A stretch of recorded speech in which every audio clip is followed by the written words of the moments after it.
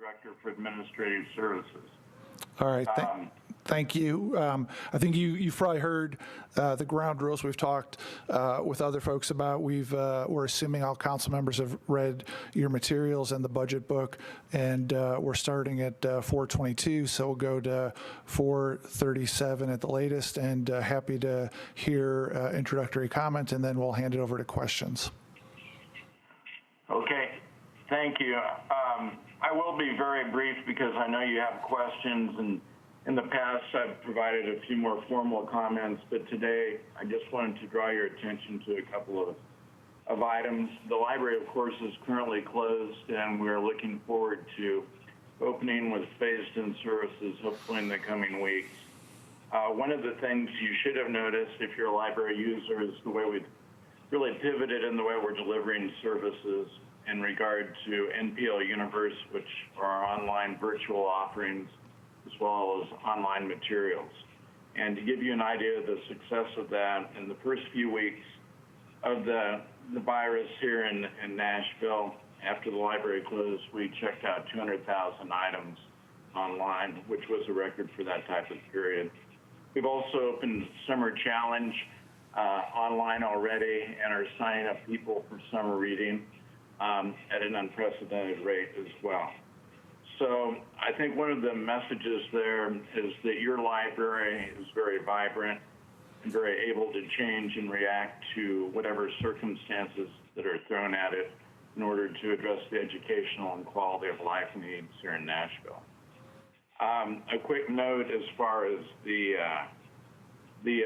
forms that we filled out in regard to programs that were eliminated. One of the items that we mentioned was the community partnership grants. And at the time we completed the form, we did not understand that CARES Act money should be covering that. So although it was a deduction on our summary page, in reality, those grants should be able to go forward as we understand it. And I'm literally going to be that brief, so you will have a chance to ask me questions today. All right, thank you. Council Member Henderson, do you have a question for library, or is there your hand up from before? Okay, hand down. Council Member Allen? Thank you, Mr. Chair. Mr. Oliver, I want to pick up on the community partnership fund. So how does the process work? Are those applications already in? Do y'all already have a priority for them that you can sort of work your way down as you find out how much funding you get, or can you just give us some information on how that those decisions would be made if we do have access to those funds?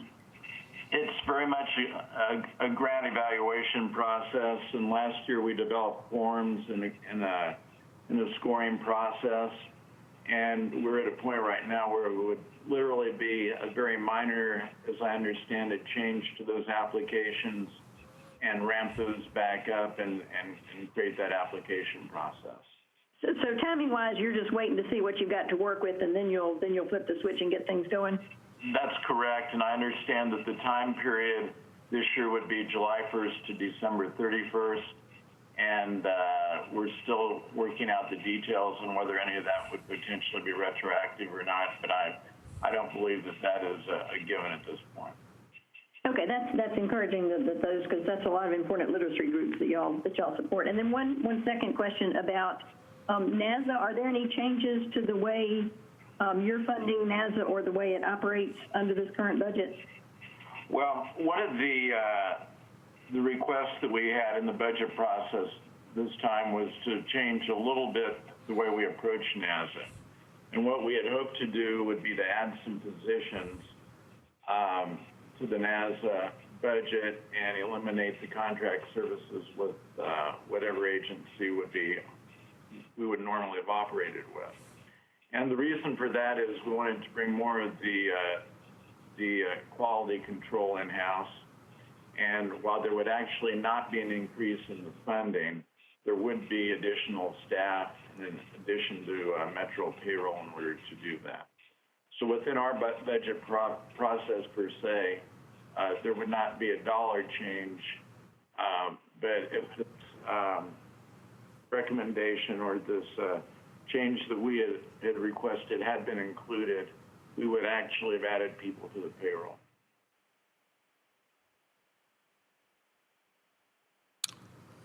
Thank you. Sorry,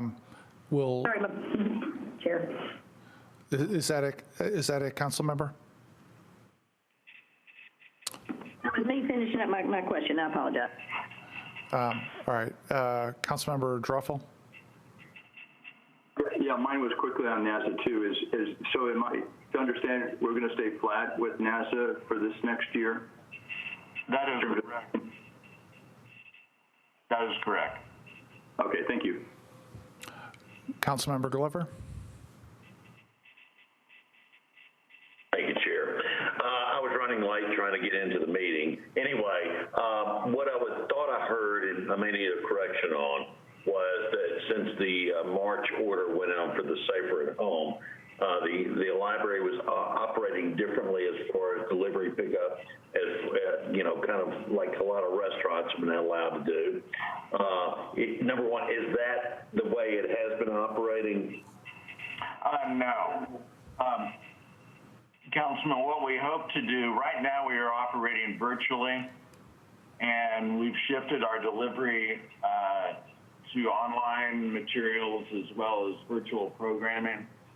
And what we are looking at is in the next few weeks being able to move to curbside delivery.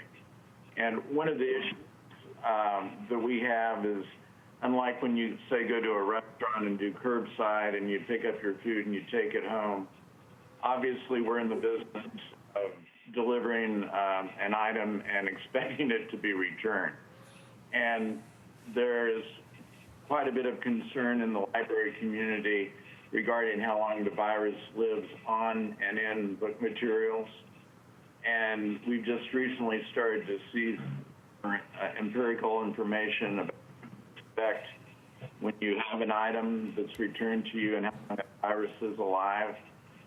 When we reopen, what we will be doing is curbside service, and then people will return books, and then we will be required to actually quarantine the items that are returned for an amount of time before they're able to be returned to the shelf and or checked out. Okay. So do you have a cost estimate of what kind of savings you're anticipating from that, number one? Number two, for every day if the library was closed, what the cost savings would be for that 1 day of complete closure. If you don't know the answer right now, that's fine. Chair, I sent in a question similar to that, but I can get a little more granular with it. That's all I have. Thank you. Mr. Oliver, you want to take a shot at that, or do you want to get back to the council with that? We can get that. That's not a number I have. And actually one of the I think it's a good question and an interesting question, because while we have moved from traditional services, we have seriously pivoted in a way that I think a lot of other agencies probably have not, in that where we were very much, prior to closure, we were very much face-to-face with a lot of bodies in our buildings. We've really focused on staff developing online content and virtual content, so that while you are actually not in the buildings and seeing the staff, there are staff behind the scenes actually developing and providing that information. But we will certainly take a stab at trying to get that number. Thank you, Director. Councilmember Suara. Thank you, Chair. I'll be brief. My question relates to the community partnership grant as well.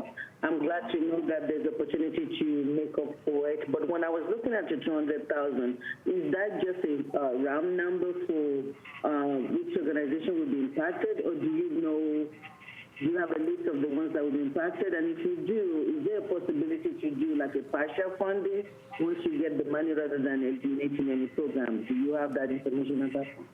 I do not, and part of the reason for that is the history on these partnership grants for us is that that money was provided us last year, I believe, in that round number, and because of our expertise in the area of education and literacy, we were asked to administer that number.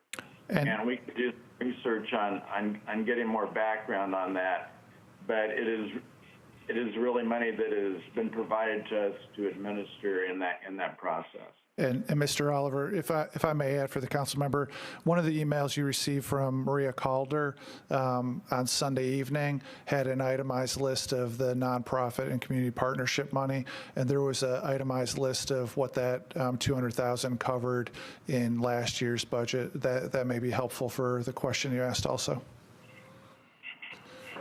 Well, thank you. Councilmember Gamble.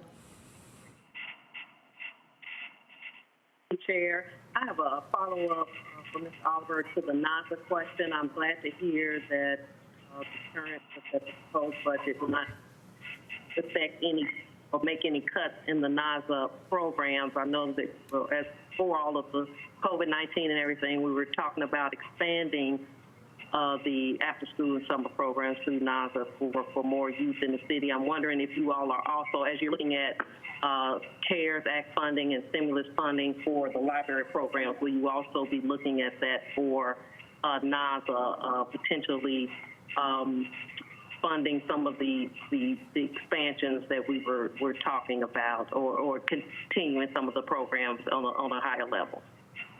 We're looking at everything we can realistically apply for in that space, and we've had some discussion of that. I cannot tell you where it has gone, but I will double check on it. Thank you. Thank you, Councilmember Porterfield. Thank you so much, Chair. Mr. Oliver, thank you for all the hard work that you guys have been doing traditionally and through this period of quarantine. I know a lot of my constituents have expressed that they've been using these services during this time, so thank you so much. My question is, does the budget include expanding services to allow for late fees to be paid online? And if not, what will be the cost associated with getting that technology? And if you don't have the answer today, feel free to send that to me in an email. Thank you. Okay. That number is not included, and kind of the history of your question is that one of our huge challenges that, frankly, we've been a little bit frustrated with is that we have not been able to create a link to our system from finance so that people can pay their book fees with a credit card, which would also allow them to pay it online. And that is one of the things that we've really been advocating for and we would like to see developed. It's candidly been a little bit of a problem for us that really needs to be rectified. Any follow-up, Councilmember Porterfield? All right. No follow-up. Thank you. All right. We've got as much as 2 minutes left, and several people have their hand up still. Councilman Glover, do you have another question, or that's just left over? No, Chair, sorry. All right. Okay, it looks like no further questions then. Director Oliver, thank you very much. I guess every other department that's been in so far over the last couple of days, we know that you and your staff are out on the front lines dealing with the crisis, and on behalf of the whole council, appreciate all your efforts. Thank you. Well, thank you, and I can tell you that we appreciate the work of the council because I know you're working in unusual circumstances as well. So thank you very much. Thank you. All right, folks, next we're going to move to the Arts Commission. Is Director